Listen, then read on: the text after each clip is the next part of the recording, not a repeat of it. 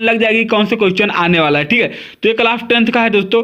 सब कुछ आपको मालूम होना चाहिए कि जो पेपर आपका होता है 3 घंटे 15 मिनट का पेपर होता है और टोटल नंबर 70 नंबर का आता है। ठीक है, तो आपको दोस्तों प्रारंभ के 15 मिनट पहले आपको प्रश्न पत्र पढ़ने होते हैं, फिर आपको ध्यानपूर्वक अपने प्रश्नों को हल करना पड़ता है। चलिए दोस्तों, हम डायरेक्ट ही आगे बढ़ते हैं क्वेश्चनों की तरफ। निम्नलिखित में से कोई एक कथन सही है, उसे पहचान कर लिखिए।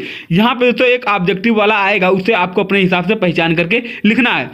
हिंदी प्रदीप पत्रिका के संपादक मुंशी प्रेमचंद थे। तितली कहानी की विद्या की रचना है। महावीर प्रसाद द्विवेदी सरस्वती पत्रिका के संपादक थे। तो वेरी वेरी इंपॉर्टेंट दोस्तों, यही सही है। ठीक है, आगे बढ़ते हैं।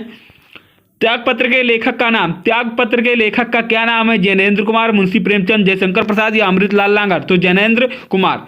दोस्तों मैं सिर्फ क्वेश्चन पढ़ूंगा टाइम की बचत करते हुए, और आपको अपने हिसाब से तैयारी करते जाना है। ठीक है, निम्नलिखित रचनाओं में से किसी एक रचना के लेखक का नाम लिखिए। तो यहाँ पे दोस्तों आपको दिया रहेगा, उसी आपको लेखक का नाम लिखना है। किसी एक रेखा चित्र विद्या के लेखक का नाम लिखिए। किसी एक एकांकी लेखक का नाम लिखिए। ठीक है, तो ये आपको लिख लेना है यहाँ, इसलिए मैंने यहाँ पे दोस्तों पहले ही लिख दिया है।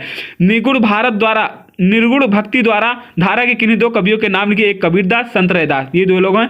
प्रगतिवाद के किन्हीं 2 कवियों के नाम लिखिए। रामविलास शर्मा, शिवमंगल सिंह सुमन। ठीक है, निम्नलिखित रचनाओं में से किसी एक कृति के रचनाकार का नाम लिखिए। साकेत का मैथिली शरण गुप्त, कामायनी जयशंकर प्रसाद, चिदम्बरा सुमित्रानंद पंत, नीरजा महादेवी वर्मा। निम्नलिखित गद्यांशों में से किसी एक गद्यांश के नीचे दिए गए प्रश्नों के उत्तर लिखिए। एक नैतिक, यहाँ पर दोस्तों एक आपको पैराग्राफ दिया जाएगा, इसमें से आपको मालूम होना चाहिए कि ये पैराग्राफ किस पाठ से लिया गया है। अगर मालूम हो तो उनके कवि का नाम, संदर्भ और प्रसंग व्याख्या से सबको आपको सहित लिखना पड़ेगा। ठीक है, आगे बढ़ते हैं। उपयुक्त गद्यांश का संदर्भ सेम वही प्रकार से आपको लिखना है जैसे मैंने संदर्भ प्रसंग व्याख्या बताया। ठीक है, ठीक उसी प्रकार से आपको लिखना है। अब आगे बढ़ते हैं। निम्नलिखित, अब जैसे वो गद्य था, ये पद आ गया। ठीक है, यहाँ पे कविता दिया रहेगा, इसमें भी आपको देखकर लिखना पड़ेगा। ठीक है, आगे बढ़ते हैं। निम्नलिखित लेखकों में से किसी एक लेखक का जीवन परिचय। देख लो दोस्तों, 2 लोगों का हर साल आता है और हर साल आएगा भी, इसलिए आपको जयशंकर प्रसाद और आचार्य रामचंद्र शुक्ल का हर हाल में आपको याद करके ही जाना है। या जयशंकर प्रसाद का आ सकता है या आचार्य रामचंद्र शुक्ल जी का आ सकता है। ठीक है, तो आपको हर साल याद करके ही जाना है। ठीक है, निम्नलिखित कवियों में से किसी एक कवि का जीवन परिचय याद करिए।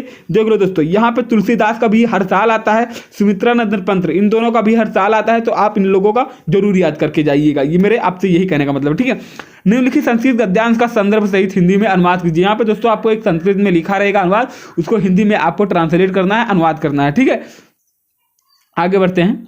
अपनी पाठ्य पुस्तक से कंठस्थ कोई एक श्लोक लिखिए जो इस प्रश्न पत्र में ना आया हो। आपको एक्स्ट्रा कोई एक श्लोक याद करके जाना है जो इस प्रश्न पत्र में ना आया हो। ठीक है, निम्नलिखित प्रश्नों में से 2 प्रश्नों के उत्तर संस्कृत में लिखिए। दोस्तों आपको संस्कृत में लिखना है। हास्य रस अथवा करुण रस की परिभाषा लिखिए। उपमा तथा उत्प्रेक्षा अलंकार की परिभाषा लिखिए। दोहा अथवा छंद, रोला छंद का लक्षण उदाहरण दीजिए। ये सब आपको लिखना है और 2-2 नंबर का आता है। ठीक है, तो आपको घबराने की कोई बात नहीं। आई होप आपका सारा पेपर सब कुछ सही जाएगा, कुछ आपको एक्स्ट्रा दिमाग नहीं लगाना है।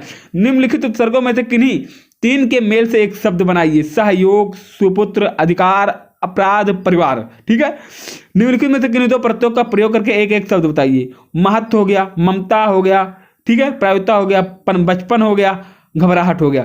निम्नलिखित में से किन्हीं 2 में से समास विग्रह करके का नाम लिखिए। तो ये आपको याद करके जाना। ठीक है, तो इस प्रकार से दोस्तों आपको याद कर लेना है, तो वीडियो ज़्यादा बड़ा हो जाएगा। ठीक है, इसलिए और एक दोस्तों यहाँ पे ज्योति जवाहर आता है हर साल लिखने के लिए, तो ये आपको जरूर याद करके जाना है, खंड काव्य का। ठीक है, ज्योति जवाहर का हर हाल में आपको याद करके जाना है। ठीक है, तो आई होप दोस्तों आप सभी को अच्छे से आपका सारा डाउट क्लियर हो चुका होगा। तो वीडियो को लाइक कर देना, अपने दोस्तों के साथ जरूर शेयर करना। मिलता है ना